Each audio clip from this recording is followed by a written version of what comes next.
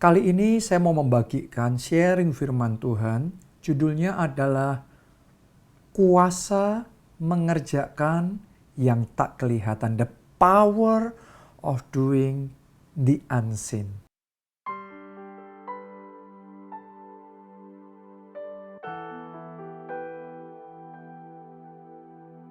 Kita baca di dalam Ibrani 11 ayatnya yang ketiga. Karena iman kita mengerti bahwa alam semesta telah dijadikan oleh firman Allah, sehingga apa yang kita lihat telah terjadi dari apa yang tidak dapat kita lihat. Nah, Anda perhatikan kalimat terakhir dari ayat ini. Apa yang kita lihat telah terjadi dari apa yang tidak dapat kita lihat. Nah, banyak orang belum bisa memahami tentang rahasia ini. Makanya banyak orang fokusnya hanya pada yang kelihatan, yang sudah bisa kita lihat.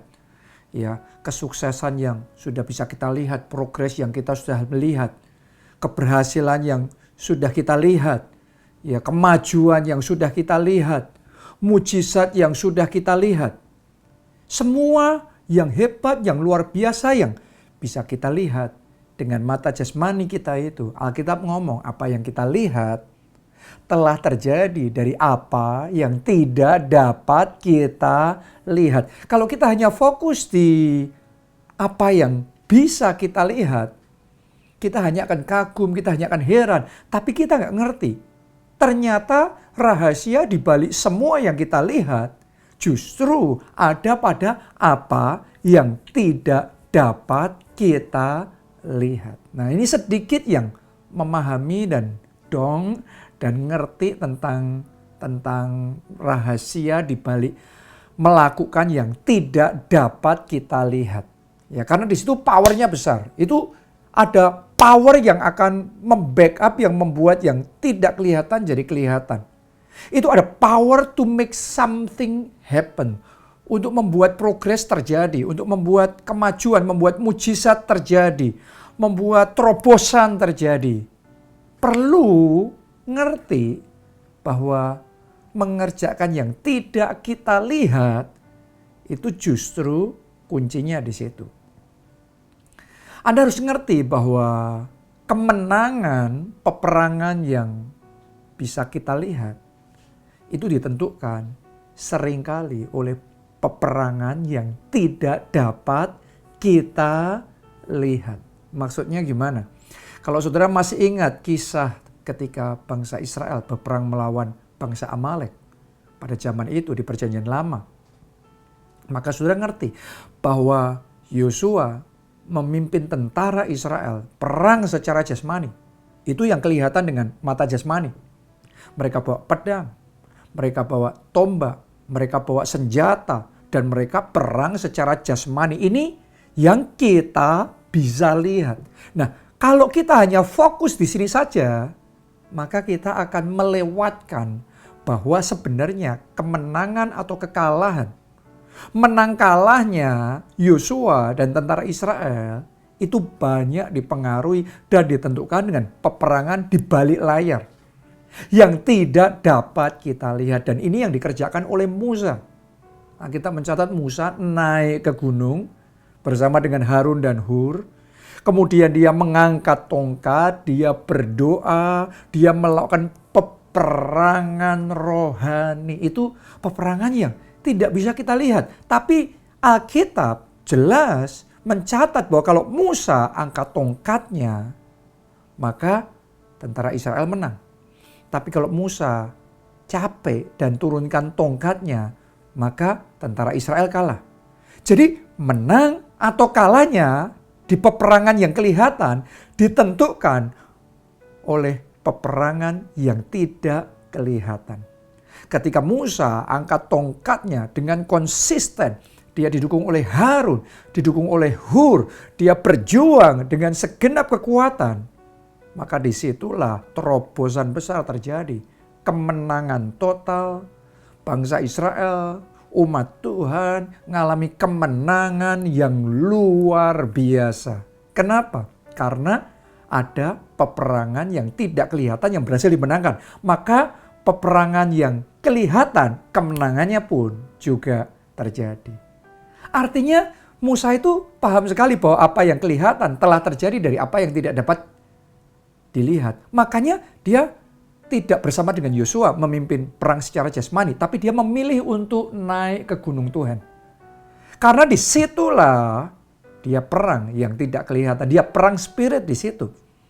Ya, rahasianya adalah naik ke gunung Tuhan. Nah, sama halnya juga dalam peperangan-peperangan yang kita hadapi dalam hidup kita ini. Dalam perjuangan-perjuangan yang kita harus jalani dalam hidup kita ini. Kadang-kadang sebagian orang hanya fokus di peperangan yang kelihatan, perjuangan secara jasmani. Tapi seringkali kita lupa bahwa peperangan kita secara jasmani, perjuangan kita secara jasmani, gol apa tidak, maju apa tidak, menang atau tidak, ditentukan oleh peperangan yang tidak kita lihat. Itu sebabnya saya ajak saudara belajar dari Musa. Saya ajak saudara, go up to the mountain of the Lord. Naik ke atas gunung Tuhan. Oke, karena di gunung Tuhan, that is the position of power. Di situ adalah posisi power itu akan diberikan. Sehingga Anda bisa memenangkan peperangan yang tidak kelihatan. Yang efeknya Anda akan mengalami kemenangan di peperangan yang kelihatan. Kalau Anda menang dalam perang roh, Anda akan juga menang dalam perang jasmani. Itu sebabnya saya ajak saudara naik ke gunung Tuhan. Kemudian perang secara roh. Ya, caranya gimana? Doa puasa. Musa angkat tongkat doa itu. Saudara juga harus berdoa. Dan bukan cuma berdoa. Tuhan Yesus mengajarkan ada peperangan tertentu hanya kita bisa menangkan melalui doa dan puasa. Jadi saya ajak dan saya tantang saudara untuk Anda komit mengawali tahun ini dengan doa puasa. Karena ketika saudara doa puasa di gunung Tuhan, Anda mendekat sama Tuhan, ketemu sama Tuhan, Anda terima kepenuhan Roh Kudus, Anda terima kuasa, power itu yang Anda butuhkan untuk menang. Di tahun yang baru ini doa saya ada kemenangan terjadi di dalam kehidupan saudara, di dalam setiap perjuangan, setiap visi yang Anda perjuangkan tahun ini, doa saya ada terobosan terjadi. Ketika ada serangan-serangan yang ditujukan untuk menjatuhkan dan menghancurkan saudara, karena Anda terima kuasa yang dari Tuhan, semua serangan itu bisa dipatahkan.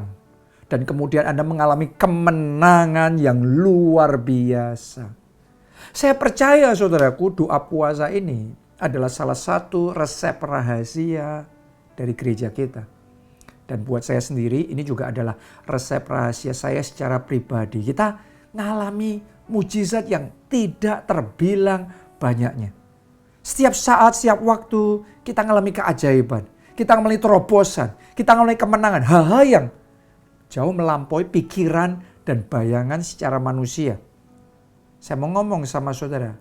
Semuanya itu tidak luput, juga ditentukan, dipengaruhi oleh peranan doa dan puasa.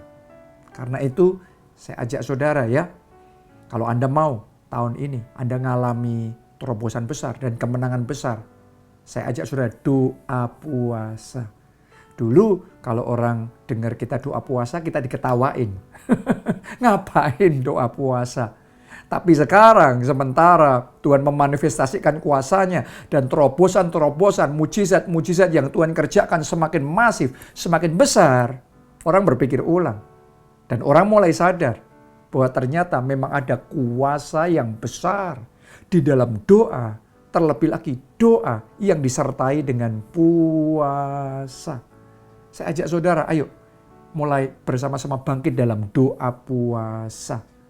Ya mungkin saudara ambil komitmen doa puasa seminggu sekali.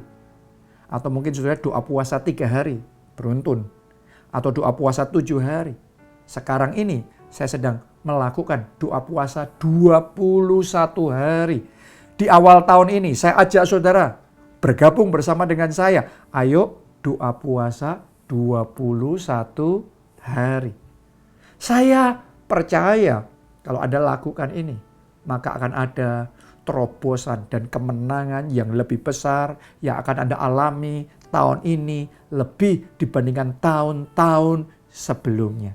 Jadi ayo bangkit dan doa puasa. Itu peperangan yang tidak kelihatan. Anda kerjakan itu, maka Anda akan melihat kemenangan dalam peperangan yang kelihatan terjadi di setiap aspek hidup saudara. Anda akan mengalami kemenangan di dalam pekerjaan saudara, kemenangan di dalam keuangan saudara, kemenangan di dalam kesehatan saudara, kemenangan di dalam pemulihan keluarga yang Anda perjuangkan, di dalam pelayanan, di dalam kelompok sel, di dalam setiap area kehidupan kita. Oke? Doa puasa. Salam keluarga Allah dan Tuhan Yesus memberkati.